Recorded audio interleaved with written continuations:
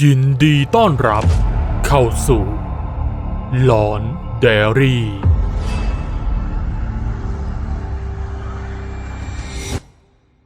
ก่อนชมคลิปนี้ขอคนละ1 ไลค์เพื่อเป็นกำลังใจให้ทีมงานด้วยนะครับเอาละโยมกลับไปรอในที่ของโยมก่อนไว้ค่ำนี้อาตมาจะแวะไปนะเป็นอีกครั้งที่หลวงลุงซุยพูดเบาๆเพียงลำพังในขณะที่ท่านยืนถือไม้กวาดก้านมะพร้าวด้ามยาวอยู่ที่ใต้ต้นไทรทำเอาพระใหม่2 รูปที่ยืนกวาดลานอยู่ด้วยกันถึงกับยืนทำหน้ามึนงงแต่สำหรับหลวงพี่กิตแล้วนี่เป็นเรื่องปกติธรรมดาเพราะท่านเห็นแบบนี้มาตั้งแต่สมัยเป็นสามเณรบ่อยครั้งที่หลวงลุงซุยมักจะทำอะไรแปลกๆจนบางทีญาติโยมแม้กระทั่งพระด้วยกันก็มองหลวงลุงซุยว่าเป็นพระเพี้ยนๆหลังจากช่วยกันกวาดลานวัดจนเสร็จแล้วพระใหม่ต่างพากันแยกย้ายกลับกุฏิของตนเหลือเพียงหลวงลุงซุยที่เดินมานั่งพักกายอยู่ที่เก้าอี้ไม้ตัวยาวของวัดก่อนจะแงนหน้ามองไปยังต้นไทรคืนนี้หลวงลุงมีกิจนิมนต์เหรอครับพระกิจจะไปด้วยกันไหมล่ะมีใครที่นั่นอยากเจอด้วยนะหลวงลุงซุยท่านเอ่ยปากชวนก่อนจะอมยิ้มทำเอาพระกิจถึงกับสะดุ้งแม้จะเชื่อครึ่งไม่เชื่อครึ่งกับสิ่งลี้ลับที่มองไม่เห็นแต่หลวงลุงท่านพูดว่ามีใครอยากเจอทำเอาพระกิจหวั่นใจไม่น้อยแต่ด้วยที่พระกิจเองสนใจเรื่องลี้ลับเป็นพิเศษและอยากหาคำตอบเรื่องตายแล้วไปไหนมานานแล้วแม้จะเป็นคนขี้กลัวอยู่บ้างแต่ก็พยายามที่จะศึกษาหาความรู้เกี่ยวกับโลกหลังความตายจึงทำให้ท่านอยากที่จะไปพิสูจน์เอ้าว่าไงล่ะจะไปด้วยกันไหมไปครับหลวงลุงทั้งสองได้พูดคุยนัดแนะเวลาสถานที่กันเป็นที่เรียบร้อยพระกิจขอตัวกลับกุฏิเพื่อทำกิจธุระส่วนตัวและเตรียมความพร้อมสำหรับคืนนี้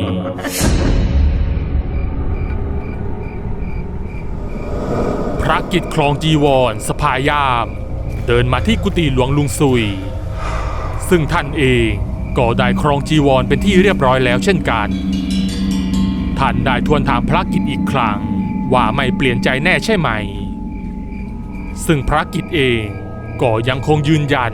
ว่าจะขอติดตามไปด้วยก่อนจะสารภาพกับหลวงลุงไปว่าท่านสนใจเรื่องโลกหลังความตายมานานแล้วรวมถึงเรื่องลี้ลับเหนือธรรมชาติและท่านอยากรู้ความจริงของเรื่องราวเหล่านี้เอาละงั้นรับตะกุดนี่ไว้ตัวตะกุดมีเข็มกลัดเล็กๆติดไว้อยู่ให้กลัดไว้ที่รัดประคตแต่ถ้ารู้สึกว่ากลัวหรือรับไม่ไหวก็ให้ถอดคืนหลวงลุงนะหลวงลุงซุยได้ยื่นตะกุดเล็กๆมาให้แม้จะไม่ค่อยเข้าใจที่หลวงลุงพูดออกมาสักเท่าไหร่แต่พระกิจก็ไม่อยากถามอะไรเซ้าสีท่านได้ยกมือขึ้นประนมไหว้รับของด้วยความนอบน้อมก่อนจะรับตะกุดมากลัดไว้ที่สายรัดประคตแล้วทั้งสองก็พากันเดินส่องไฟฉายเดินออกมาทางด้านหลังวัดเมื่อเดินพ้นวัดมาได้ไม่เท่าไหร่หลวงลุงซุยท่านก็มาหยุดยืนอยู่ที่ใต้ต้นโพก่อนจะพูดทักทายออกมาเมื่อพูดเสร็จท่านก็ได้หันมามองพระกิจ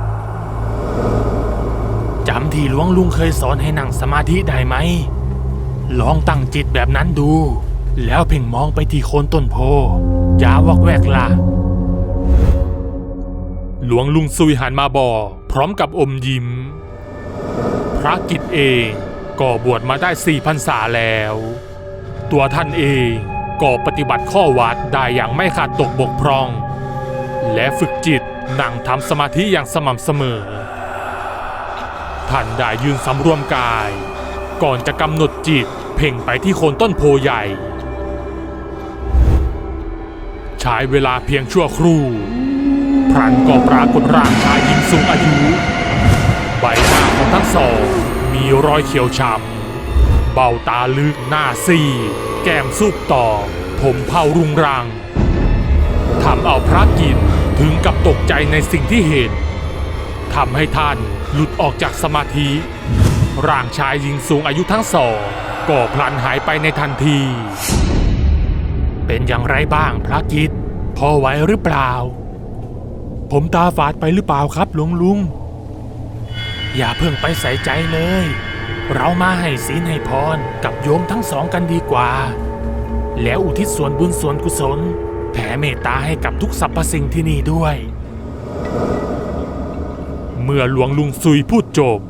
ท่านก็ได้ยืนสำรวมหลับตาสงบนิ่งพระกิจเองเมื่อเห็นอย่างนั้นก็ได้ปิดเปลือกตายืนสำรวมกายอุทิศส่วนบุญส่วนกุศลในใจเมื่อแล้วเสร็จ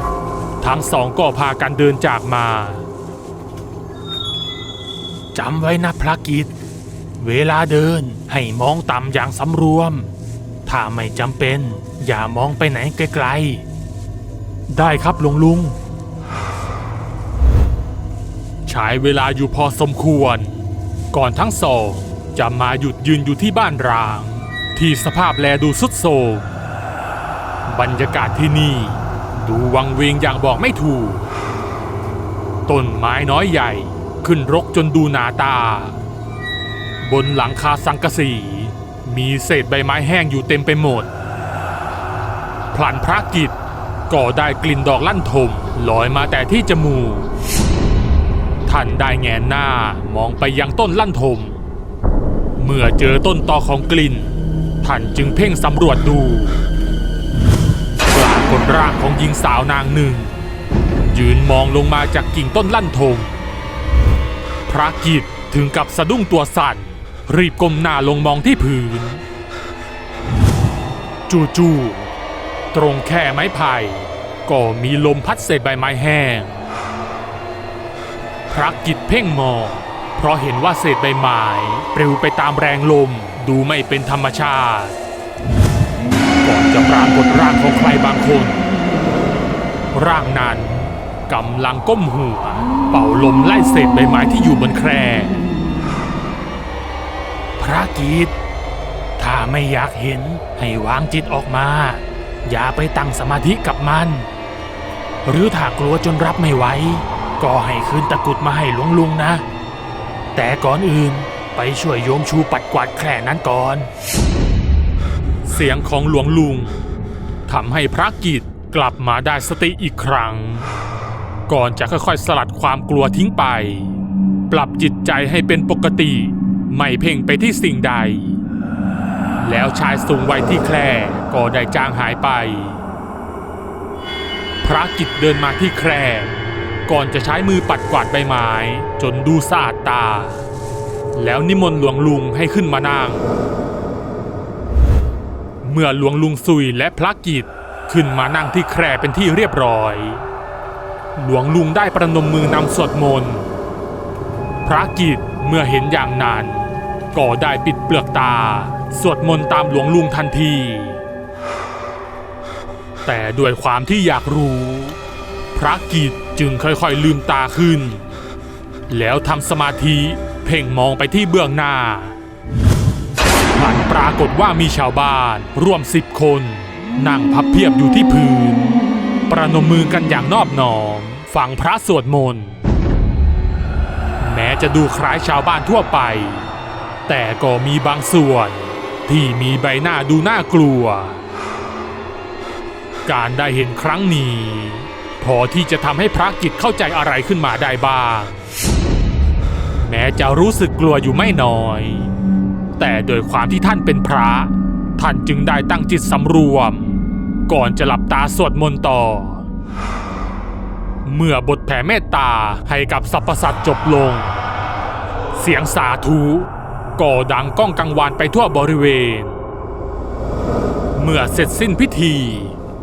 พ ระกิตได้ลืมตาเพ่งมองดูอีกครั้งโยมหลายคนที่เคยมีใบหน้าที่น่ากลัวบัดนี้กลับมีใบหน้าที่ดูยิ้มแย้มดูดีกว่าก่อนหน้านี้มากจนแทบจะเหมือนกับชาวบ้านทั่วไปที่ด้านหลังของเราญาติโยมนั้นอยู่ๆได้มีชายหนุ่มคนหนึ่งลุกขึ้นแล้วเดินมาทางพระกิตก่อนจะคุกเข่าประนมมือหลวงพี่กิตจำกระผมได้ไหมครับผีชายหนุ่มเอ่ยปากขึ้นซึ่งพระกิตเองก็จำได้ดีแต่ทว่าเขาผู้นี้เพิ่งจะเสียชีวิตไปได้ไม่ถึงปีหลวงพี่กิตชั่งใจอยู่ชั่วครู่ก่อนจะตอบกลับไปจำได้สิโยมหนุ่มที่อยู่หน้าวัดใช่ไหมใช่แล้วครับกระผมขอนิมนต์หลวงพี่ไปที่บ้านหน่อยได้ไหมครับกระผมมีเรื่องอยากจะปลอบใจพ่อกับแม่จนทุกวันนี้ท่านทั้งสองยังไม่หายจากอาการโศกเศร้าเลยเมื่อพูดคุยกันจนเป็นที่เรียบร้อยพระกิตก็เห็นหลวงลุงเทศนากับเหล่าญาติโยมเรื่องการอนุโมทนาบุญจากการทำความดีของผู้อื่นจะทำให้ญาติโยมได้รับกระแสบุญที่เป็นกุศลสะสมเมื่อทุกอย่างเสร็จแล้วหลวงลุงซุยกับพระกิตก็ได้พากันเดินกลับวัดภายในใจของหลวงพี่กิตตอนนี้เริ่มเห็นสัจธรรมความจริงบางอย่างเมื่อใครครวญในขณะที่กำลังเดินกลับวัดพระกิตเริ่มไม่รู้สึกกลัวกับสิ่งที่เรียกว่าพูดผีวิญญาณแล้วแต่กลับรู้สึกปิติขึ้นมาเสียด้วยซ้ำทำให้เข้าใจหลวงลุงซุยเป็นอย่างมากท่านเป็นพระที่มีจิตใจอบอ้อมอารีแม้จะโดนชาวบ้านนินทาอยู่บ้างว่าเป็นพระที่ดูเพี้ยนหลวงพี่กิตได้ตั้งใจมั่นว่าต่อจากนี้จะโปรดสัตว์และเหล่าดวงวิญญาณที่มีความเดือดร้อนหลวงพี่กิตยินดีจะรับนิมนต์เพื่อไปบรรเทาทุกข์แม้จะต้องแลกมาด้วยการถูกกล่าวหาว่าเป็นพระที่ดูเพี้ยนก็ตามเมื่อสิ้นสุดการใคร่ครวญอันเป็นกุศลรอบข้างและบริเวณที่ห่างออกไปไม่ไกลนักพลันก็เกิดเสียงสาธุดังแว่วมาจากหลายทิศทางหลวงลุงซุยได้เลี้ยวหันกลับมามองแล้วท่านก็ทรงยิ้มให้พระกิตได้ยิ้มต่อก่อนจะสำรวมกาย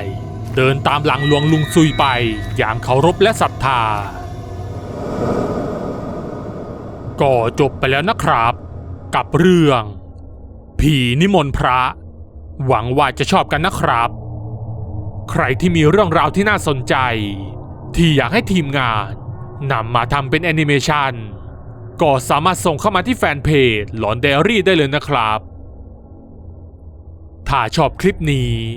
ก็อย่าลืมกดถูกใจและกดติดตามหลอนไดอารี่ทางช่องทาง Facebook และ YouTube เพื่อจะได้ไม่พลาดคลิปใหม่ๆอีกมากมายและเป็นกำลังใจให้ทีมงานทำคลิปต่อๆไปด้วยนะครับขอบคุณทุกท่านที่เข้ามารับชมครับ